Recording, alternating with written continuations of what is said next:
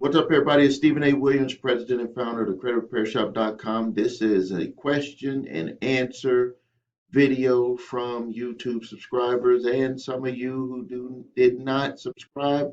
If you have not subscribed to my channel, do it right now. The information that I give you is very valuable, and this video right here is one of those videos where I'm going to give you a life lesson. But first, let's get into the questions, and I'm going to give you the answers. It said here, must be a collector. NCB states they're unable to, that they are able to collect, and Santander was only forgiven a small amount of accounts. What should I do now? They say a small number of accounts. It was number one. It was thousands of accounts. But what you should do, and I also put in the reply to you, and also just real quick, when watch for fake people who are pretending to be me. Mine will have a black box around the credit repair shop, and it'll have a picture of me in their image of me. And watch for that blurred image, and because that's not me. And then watch for the black box around the name of our company. We do not send people to Gmails or the email, this and that, texting certain numbers. You will always reach the credit repair shop when you call any of our customer service numbers or our toll-free number that's on the website. So what you should do is, if your loan is between 2010 and 2019 and it was repossessed, you more than likely qualify for the settlement. You just got to make sure. Now, I'm not going to say 1,000% that you don't qualify, but if your car was repossessed and a debt collector has the debt on it, and it was during that period of time, and you were in one of the 34 states, because remember, they did not do all 50 states. Your debt is probably included in there. You need to write to Santander. You need to hold that debt collector down. I know you must have been doing it because you've been questioning them. But if you've only made a call, and don't take their word for it, if you've only made a call and they stated that, you need to write, and you need to tell them, put them on notice, send them a certified letter saying that I dispute this debt with you officially, because I believe that it could potentially be included in the Santander multi-state settlement. That now go to Santander multi-state settlement website online and check and see if you qualify. And what I mean by checking to see if you qualify is look at the states that were included, and then look at the criteria, which was, do you fit the criteria of what happened to people who got their vehicle repossessed from the 2010 to 2019? That's really what you got to do. And then you got to send certified letter to Santander's executive team down in Texas, and you can get that address from their website. Send it there, certified mail, to see if your debt should have been sent back. Also, you can write to or call the Santander, the settlement administrator, and see, let them know that you were, if everything else fits from on the website, that you believe that you were in there and maybe you missed getting that postcard. So that's what you need to do. Next question here was, can I send a 1099-C to a creditor to cancel my own debt? I wish we could all do that. No, you cannot do that. They have to do that. But this is what you can do to kind of get them to move in that direction. Is you could, number one, contact their hardship department and let them know that you will just not be able to pay this debt due to your hardship. Whatever the hardship is, it has to be something that's legitimate. Maybe you got disabled, maybe you lost your job. You're not going to be able to replace that job with the same income that you had before. Whatever your hardship is, medical, family issues, whatever, divorce, you can let them know, and they could potentially choose to not go after you, and they will send it to the IRS as 1099-C debt forgiveness. But it's their option to do that. You can't force them to do that. And then again, just so you understand, when they do that, they're going to consider that as additional income to you, and you're going to have to pay taxes on that, but you can also get that waived, so you don't always have to worry about that. We had another question here.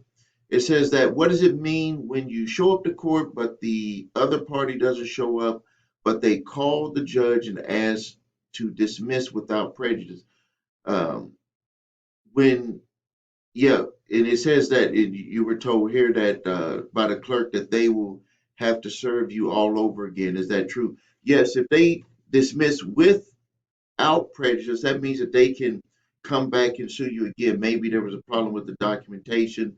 Maybe you did a debt validation and they didn't have the information, so they decided to dismiss your case. When they dismiss it with prejudice, that means that they cannot bring that back, that court action back. But most of the time, when they do this, even when they do it without prejudice, is that they're not going to come back at you. They will probably package it back up and sell it to another debt collector. And what you should do is you should use the documentation when, if another debt collector ends up buying a debt, use that documentation that this debt collector dismissed it, and then you can notify them and say that if they were not able to get the information to pursue it in court, what makes you think you're going to be able to get it? And also in that same letter, you make sure that you always notify them that you are disputing that debt with them. A lot of people are asking how to get in touch with us because they are afraid of getting in touch with the wrong person, with these imposters that try to pop up in the comments. What you do is you go to our website, thecreditrepairshop.com, www.thecreditrepairshop.com, and then all of our contact information is on there. I had another question here about they live in North Carolina. How can I be a part of the lawsuit through North Carolina State Attorney General's office? I'm going uh, something, I guess, for credit acceptance. So I guess uh, credit acceptance might be looking at, uh, or North Carolina is looking at suing Credit Acceptance Corporation. Massachusetts, I was just looking up on there that Massachusetts, they did settle, and I've had some videos about that, $27 million. I think there was 3,000 customers. They're going to do similar to what Santander did, and but it's been very slow with doing the class action with them. But just like all of these things, what'll happen is that it'll slowly start to pick up, and then one morning you'll look up and they might have a multi-state settlement that's coming down the line. Okay, let me see if I got a lot of people saying that they thank you for my words, that that I'm communicating with them about how they're feeling with what they're going through. And that's exactly what we're going to be talking about right now. And I'm just looking up at my camera's employees are starting to come in. But let me talk to you about the situation, because this is something that a lot of people go through when we're talking about credit repair, getting out of debt. They go hand in hand. And I've always told people that your situation is different than the next person's situation. That's why one of the biggest misconceptions is like, why can someone else's credit get fixed faster or at a different pace than someone else's credit? It's because the situation is different. But there's something else that I wanted to go into, and from that comment that the young lady put on YouTube was the is that she said that how she was feeling about what she was going through with a debt collector. That what I expressed in that video was similar to how she was feeling. And this is what I think is the difference between success and failure with a lot of things that we do in life is that with the feeling. Like I was just on the phone with a business client um, yesterday. He's been a client for more than a year. The year passed by real quick. He signed up in uh, July of 2020. And he was like, it's almost been 18 months. And I was looking at the notes and looking at the conversation that we had. And I had told him back then at that time that what you're going through right now, as you start to work through what you're going through, and he had over $136,000 in credit card debt. His jewelry business failed when the pandemic hit. People wasn't going out buying diamonds, and he also had a diamond buyer that bought diamonds from him write him bad checks for over $60,000. So you can imagine that he was had a whole bunch of different feelings that was going on. And I'm gonna tell you about what he had expressed at that time because I wanted to let him know because he was kind of again going in that what I call like a stock market up and down type feeling. And he was and I said, okay, well, what I did is I put some notes about how you were feeling back at that time. And he had told me that he was feeling depressed, he was feeling less value about himself, he had low confidence, he had mixed thoughts. And when you talk about mixed thoughts, when someone was financially set and then all of a sudden all of that stuff is pulled out from under them, uh, you you can have your own thinking about what how a person how would you feel, what type of mixed thoughts you would have, uh, and then he had a feeling of loss of control, and so that was back at that time. And then now we fast forward to where we are now. He only has I think three more debts that we're dealing with. uh, I think all of those together is less than $20,000. And we did not resolve this by paying $136,000. I think right now the tally is probably in the 15 to $17,000 range on what was settled. But he, when we had our conversation, I was like, you need to be careful about how you're feeling because what you're doing now is that you have feelings about where you're at now, and where you're at now was totally different than where you were at back then, and that's one of the things that a lot of people uh, will do to sabotage what they're going through when they're trying to get out of debt and credit repair is that even when they have successes, small successes, and they're in a better place than they were 1, 2, 3 months ago, they only get so fixated on what's going on right now.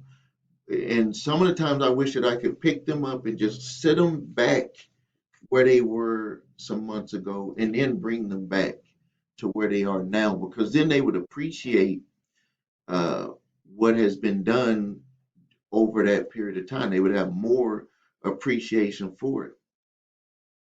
And so, what I want to do is I want to help you with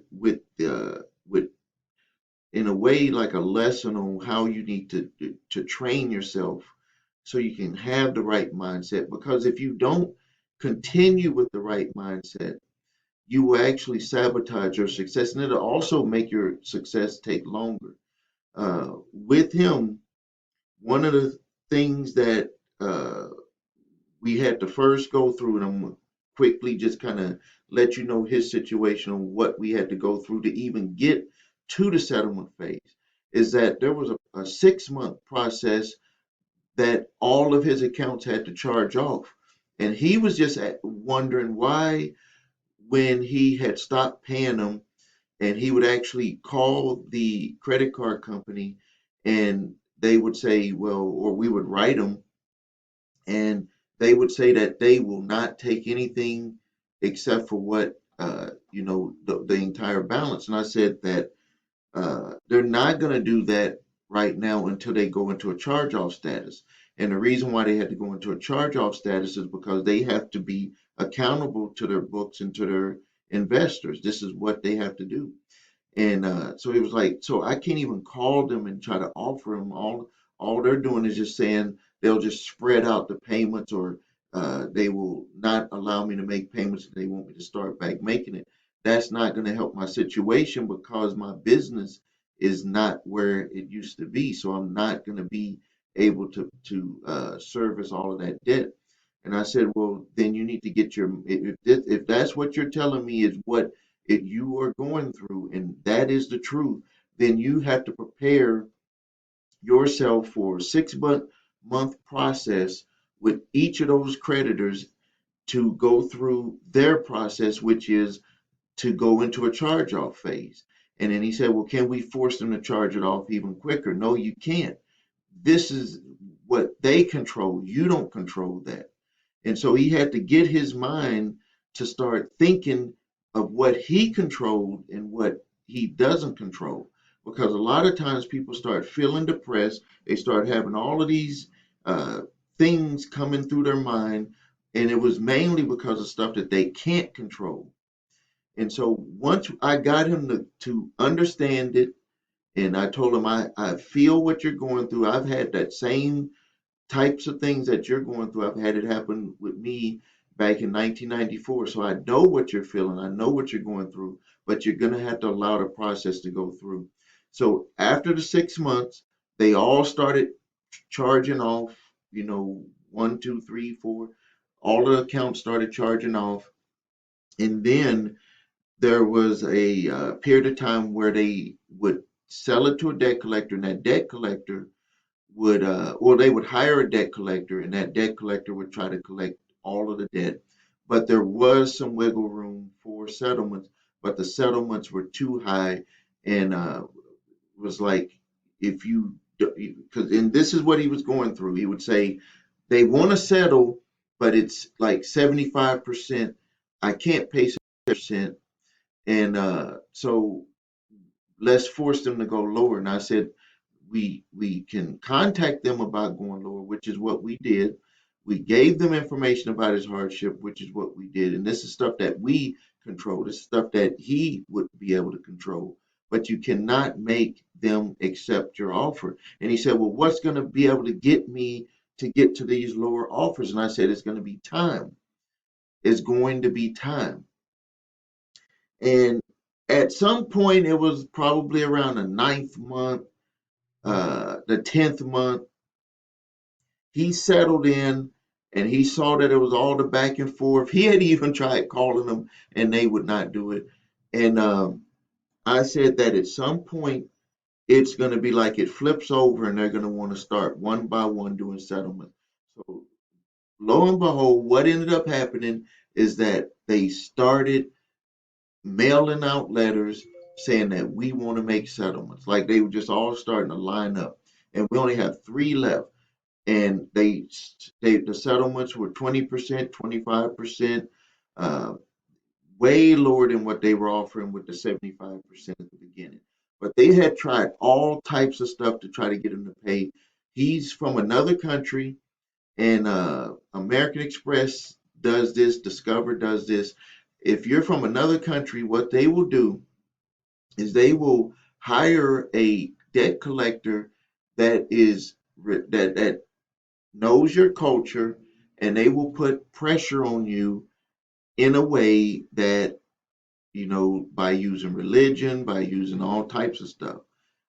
This was, I'm not saying that they're trying to do it. I'm just saying that the impression that I got when I spoke with the debt collector and when I compared it to who he was, and where he was from, I just thought that it was a big coincidence. So I'm not going to say that they're trying to do it, but I am saying that it seemed like it was a coincidence because I've had it happen with other clients that were of different nationalities, and it seemed like they always had someone that would relate to you and kind of be able to take it to another level to try to get you to pay.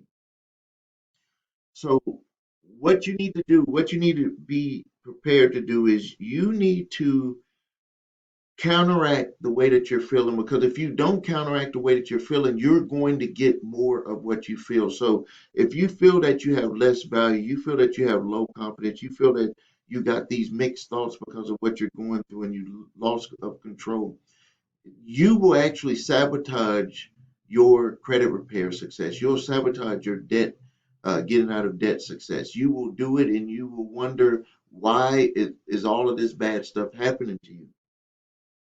So what you need to do is you need to deeply feel like what you want.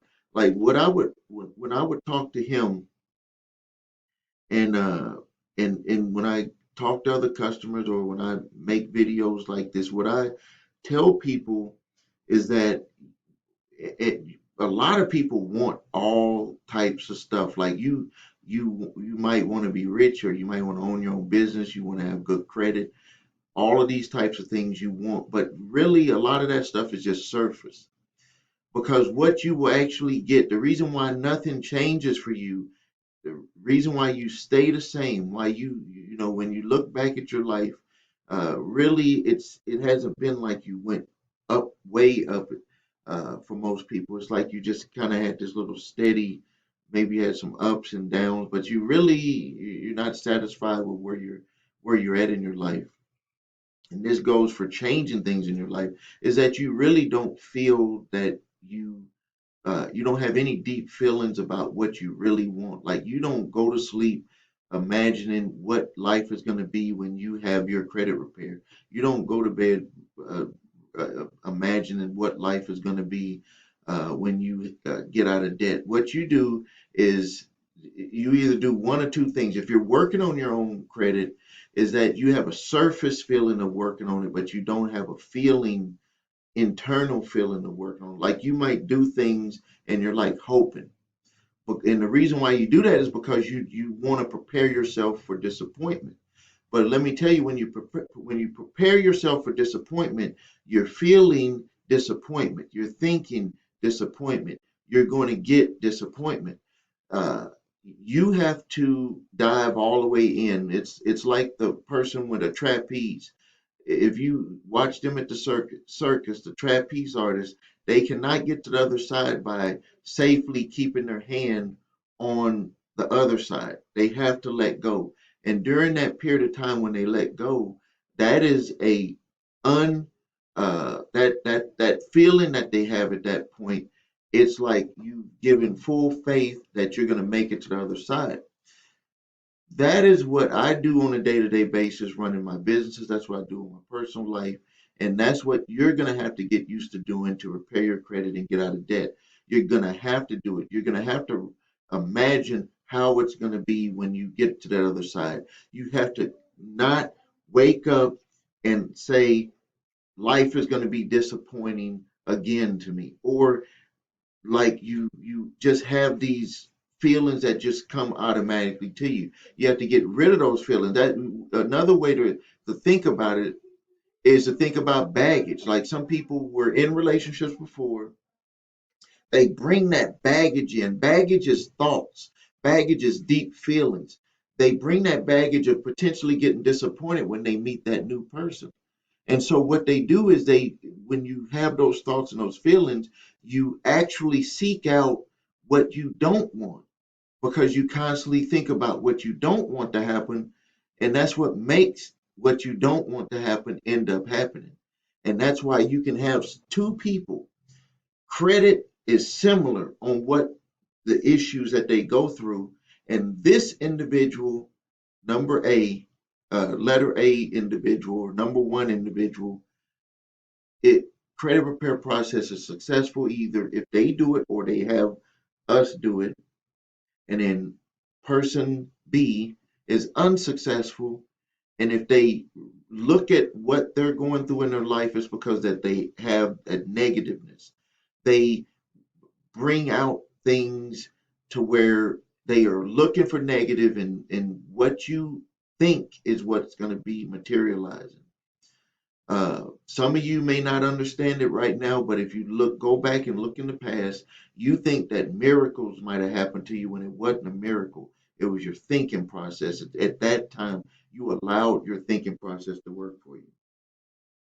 So what you have to do every day when you wake up, well, first let's talk about when you go to sleep. When you go to sleep, you have to tell yourself how you want to feel. You have to think about what you want. You have to see yourself, feel yourself, imagine it.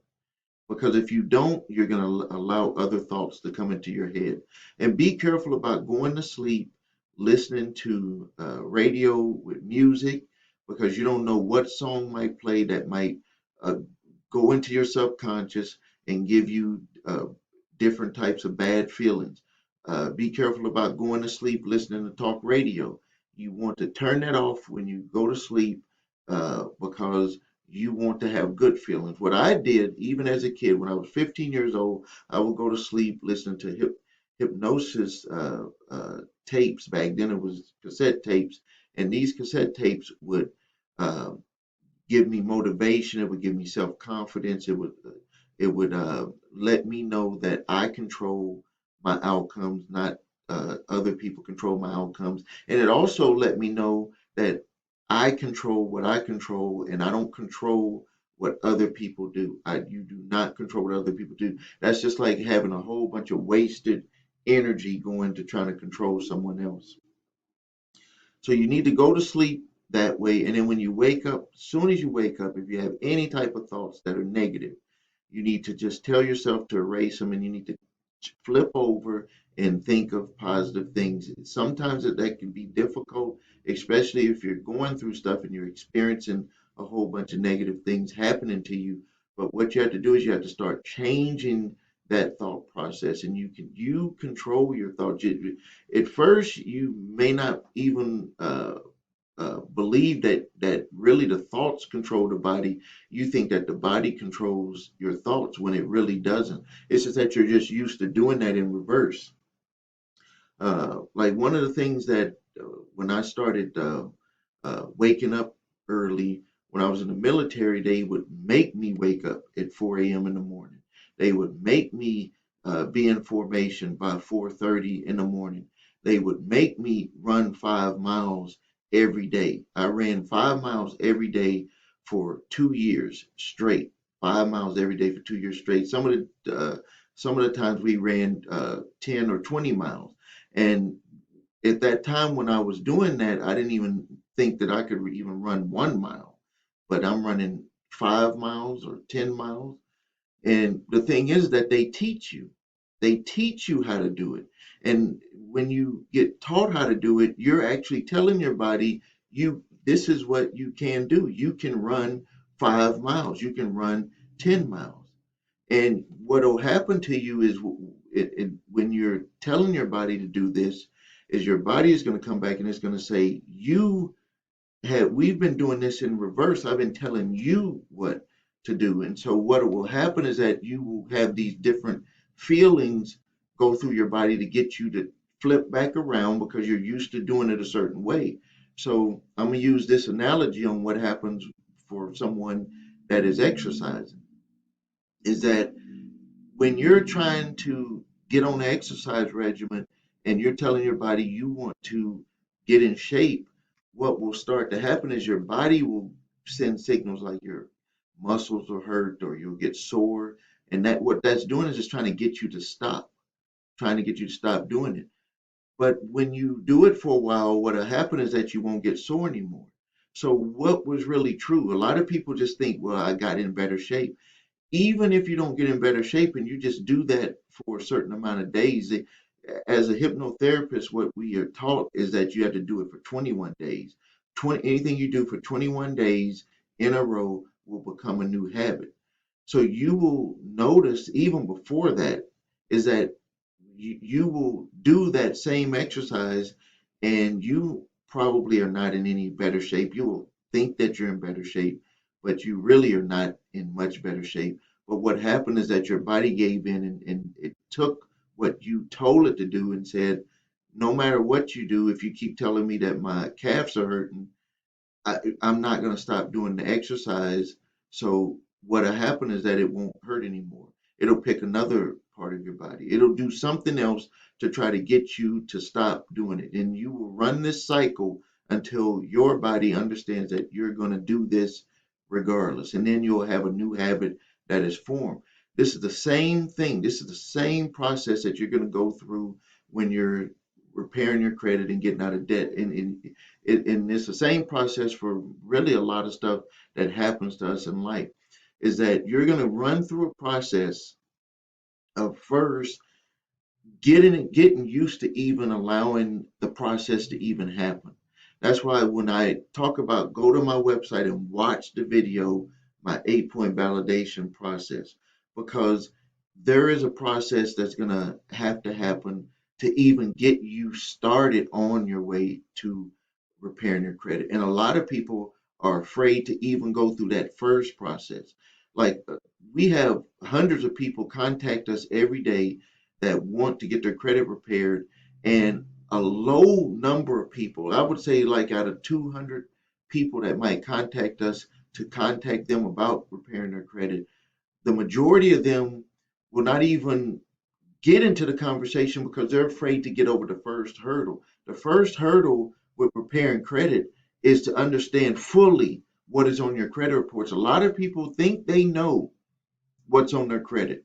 They think they know what they're experiencing bad credit, but they don't want to know 100% about the situation. Like you could get your credit reports and you can look at it, but it's a different story when you're looking at when the professional looks at it and they say, well, this is what you're going through. This is what it's going to take. Some people cannot take that pain. They cannot take that pain. What they'll do is they'll just keep hoping and wishing, and they'll hold on to one side and they will not take that leap of faith to say this is what's going to have to be done. That's just the facts. I don't know any other way to put it. That's just the facts.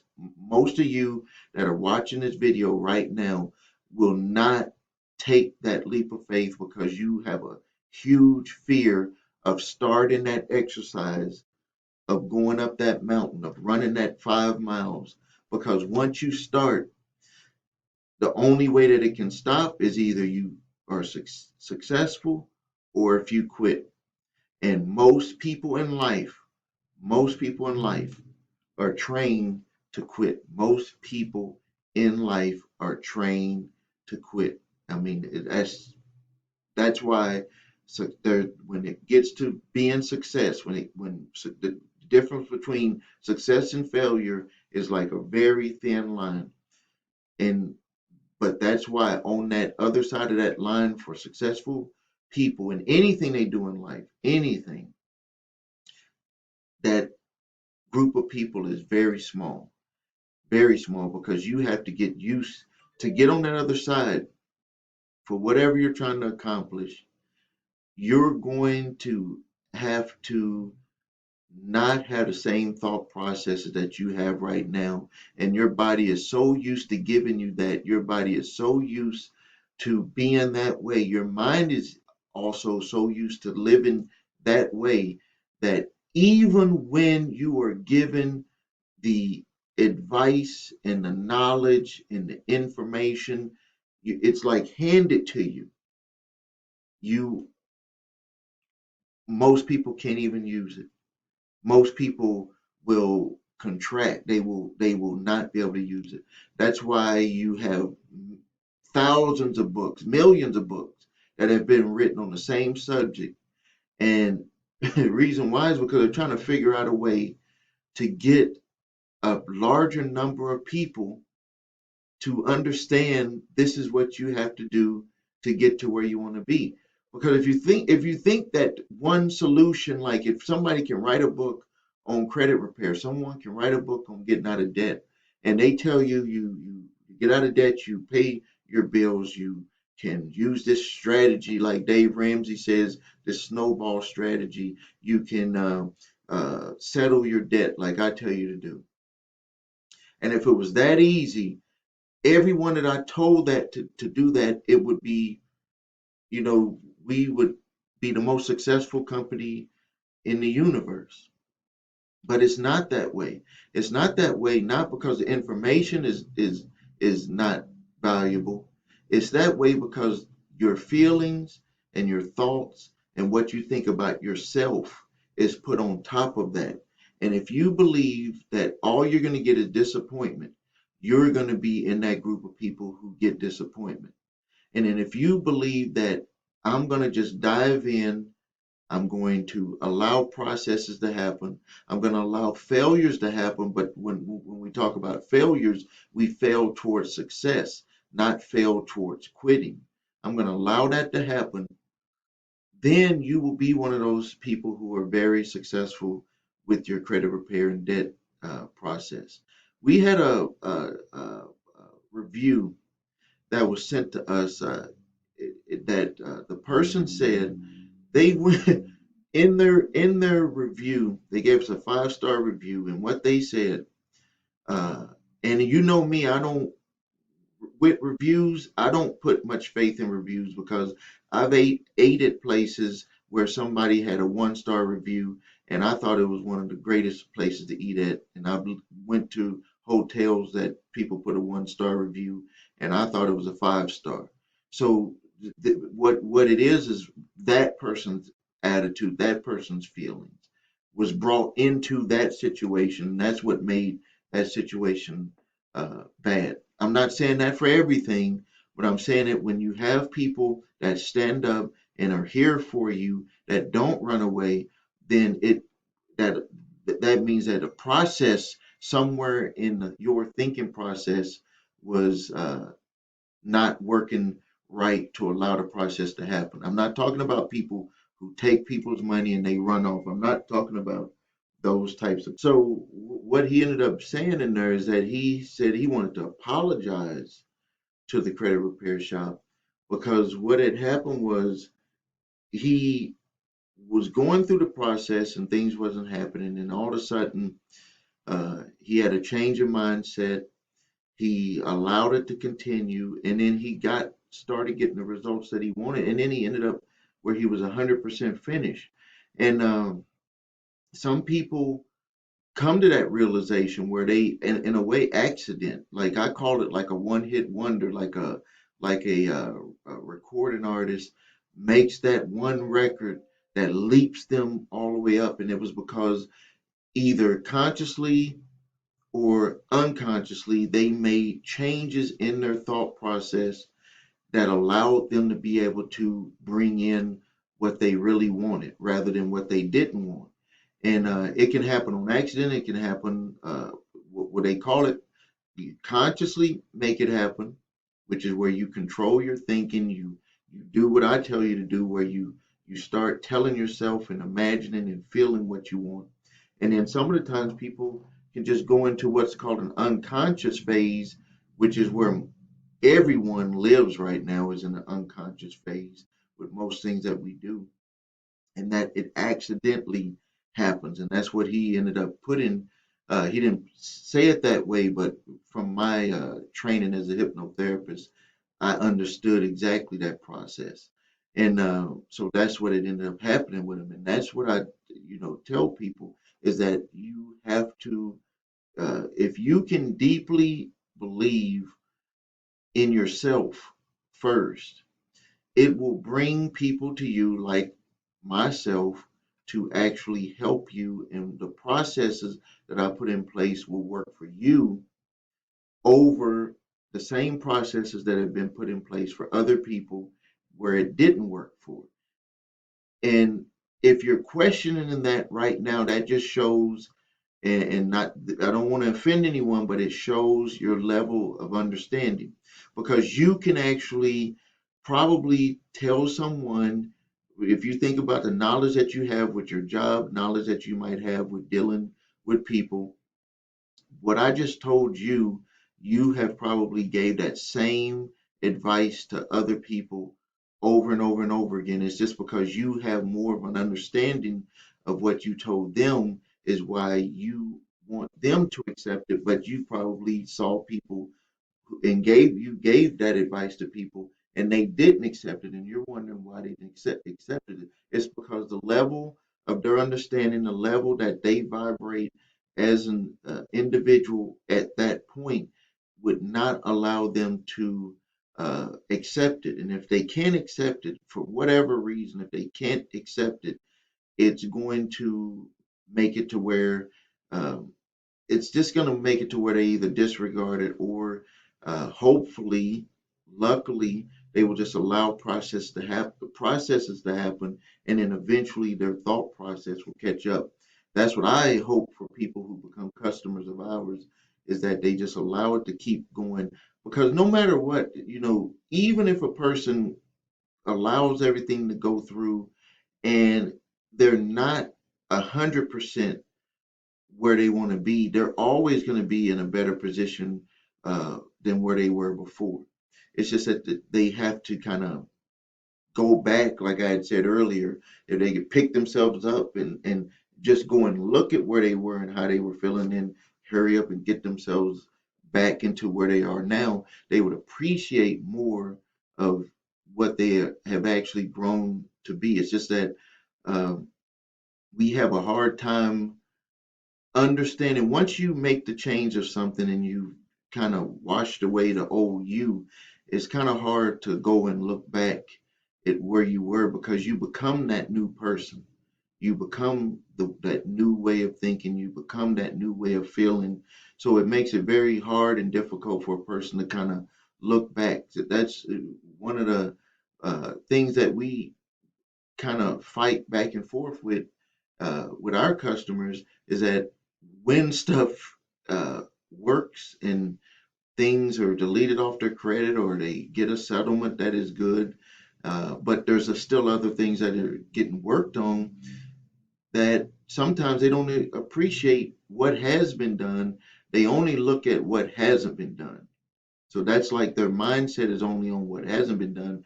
And if you think about that, that's where the person's thought, like they're thinking, they have grown on one level of thinking, like, I'm not the old person that had 10 negative items. I'm the new person that only has 5 negative items.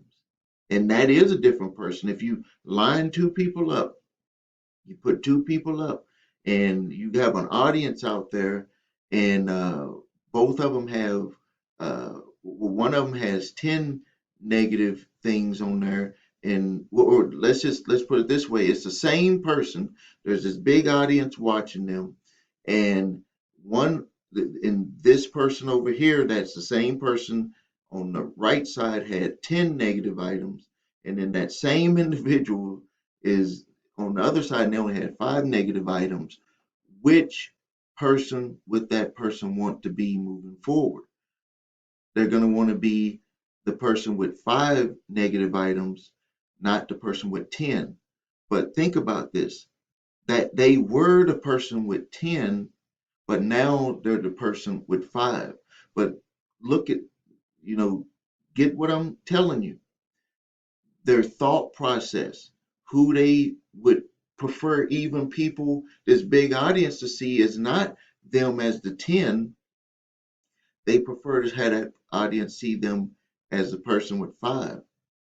But on the flip side of that, when they look back and they're, you know, and they look at that, at themselves with 10, a lot of people won't even acknowledge that that was them in the past. They're only going to be the new person, which is good. That's how you want to be thinking, because you are a different person than the person that had 10.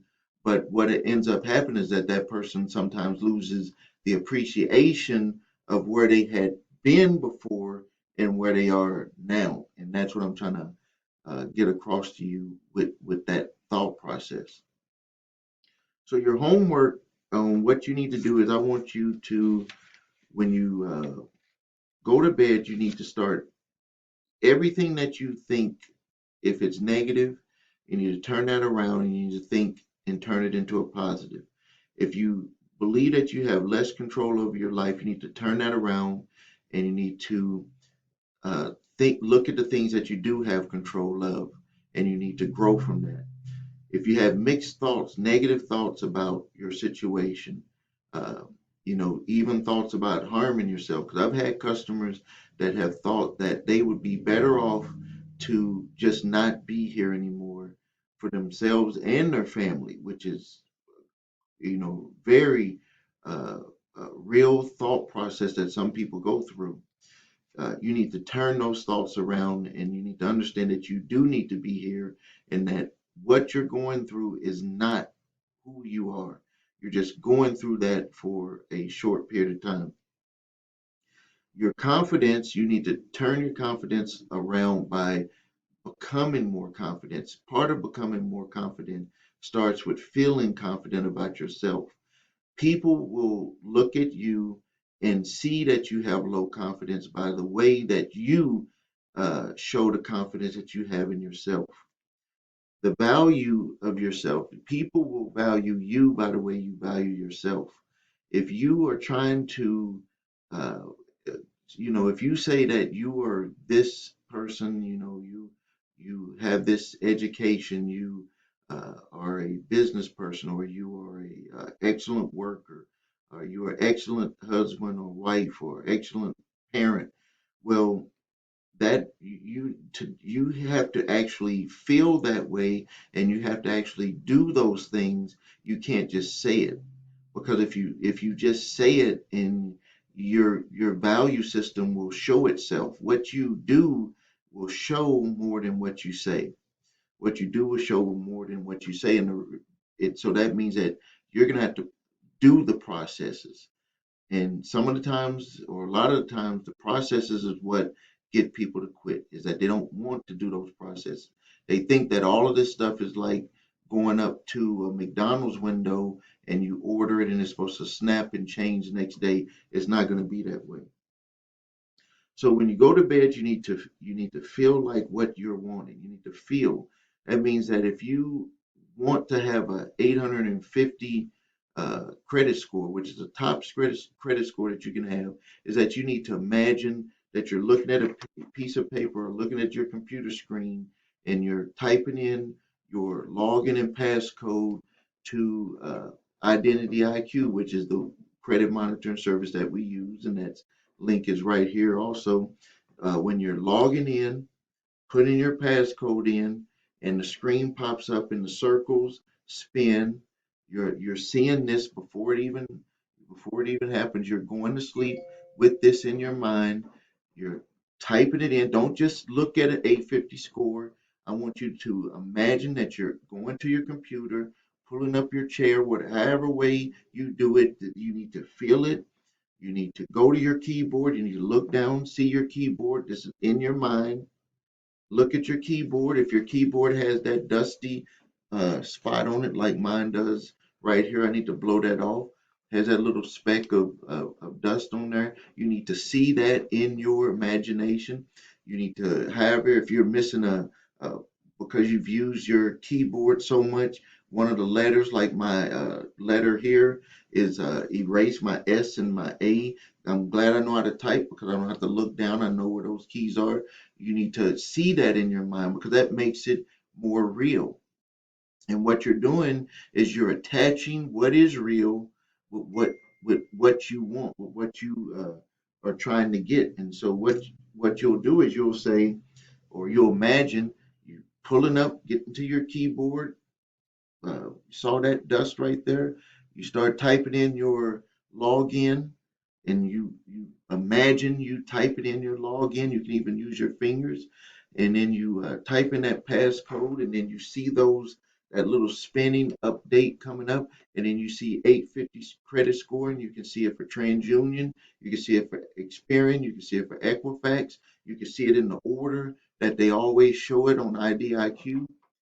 And then you go to sleep with that thought every day, and then will start coming to you everything will start coming to you to get you moving to that score. Everything will start moving to you. uh, Let me give you a quick example of how stuff will come to you. Have you ever bought a car? You bought a car that you haven't seen nowhere before, or not, you haven't seen a lot of them, but you saw it, you liked it, and then all of a sudden you went and bought that car, and then all of a sudden you start seeing all the same cars of the one that you bought all over the place. This happens to me all the time. And it's because you have brought into your universe, into your process, into what your consciousness of, of something that was already there, and now you've reached and grabbed it, and now you become more aware of it. The same thing is with your credit score. There's this uh, uh, uh, theory, but I think it's facts, is that everything that you and I want is already there. It already exists. It's already there. What you have to do is you have to draw it to you. Some of you probably seen the TV, or not the TV, but the documentary called A Secret, where they kind of talked about that, where it's already there, but you have to get it. Like I talk about this a lot some of the times with some of my employees about the internet, and that how we take it for granted, and like it was really already there. It's just that number one is that you have to come to the mindset to utilize it. You have to come to the acceptance that it's really true. And what they've done is by small processes got people to believe and to utilize it and to see it and to learn about it and to use it. Same thing happens for getting things that we want in our life, is that you have to accept it, that number one, that you can get it, and that goes with a value proposition about what you believe you're worth. And then you have to actually take a leap of faith and do what it takes to get it, even though your body will try to get you to pull back from it, because it's going to say, you can't get that. You haven't gotten it. Who do you think you are? This is your own body telling you.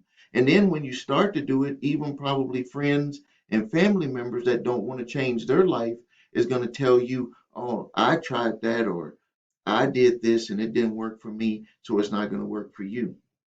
If I would have uh, went lived my life that way, I wouldn't have what I have today.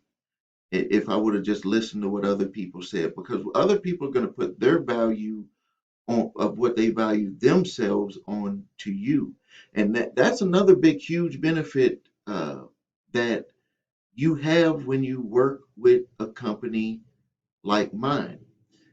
And I get it, the comments all the time, because I'm going to tell you. I'm going to tell you what, I'm going to make videos like this, and these types of videos will come back, and you will give this information to your friends, your children. You will tell them this is what you're going to have to do. You might even tell them to watch this video, and then you're going to watch this video over and over. You can go to sleep to this video. At the point that I started talking about uh, the mindset, you can go to sleep uh, watching this video, listening to this video, but do not allow it to continue playing to the next video, to the next one that you never know what might be played. But this is the stuff that you have to do. And so what I want you to do is you want to go to sleep thinking and feeling what you want, imagining it, so you can put what is reality now with what you want. You're going to start mixing those two together, and you will start seeing that the things, the processes, the people, the what some people call miracles, those things will start happening for you because your thought process changed. And then you need to tell your body how you want it to feel. You need to tell your mind how you want it to react, how you want you tell your body how to feel, tell your body how to react, tell yourself what you want, imagine what you want. There's there's um there's two there's a universal brain and there's a brain in our mind. The brain in our mind is a computer. There's the universal brain, which is the one that has all the stuff flying around, the thoughts, and it's like, do you want this? Do you don't want that? All of that stuff. And then what you do is you grab that and you take that thought process and you put it into your computer, just like you put your what you type into your computer. This is actually what you're doing, and then it's going to start running the processes in your body. And so that's what I want you to do is I want you to start pulling in what you want. You know what you have now. Pull in what you want. Connect that by thinking. Connect that with the feelings by raising your level of value. You can do it a little bit at a time of what you value yourself to be. Uh, Increase your confidence. Get rid of those mixed negative thoughts and change around in your thoughts about loss of control to I control what I can control, not controlling other people. All right, I hope that this was valuable for you. This was a long video, 55 minutes video on here, but it's valuable, and this is what I need to do. This is what makes what I do different. It's not just about talking about uh, uh, credit and debt. It's talking about the human side of things. So if you need help with your credit, please visit us at thecreditrepairshop.com. Watch my video, What Makes Us Different, so you can see my 8-point validation process and my debt two-phase settlement process. If you need your credit reports and scores, go to the website your3scores.com. I do have 3 free letters that I give to everyone, and it's the cease and desist collection activities letter. If you have a debt collector trying to collect from you that sent you that 30-day letter, this letter has been very successful in getting them to stop. I have a debt validation letter, and then also the statute of limitations letter, because the statute of limitations letter is for debt that is not legally able to be collected. And you can go to my website, thecreditrepairshop.com, click on the blog, and you can see the statute of limitations for debt in your state. Credit card debt is going to be in column 4. Regular debt is going to be in column 2. Thank you for your time. This is Stephen A. Williams, President and Founder of thecreditrepairshop.com.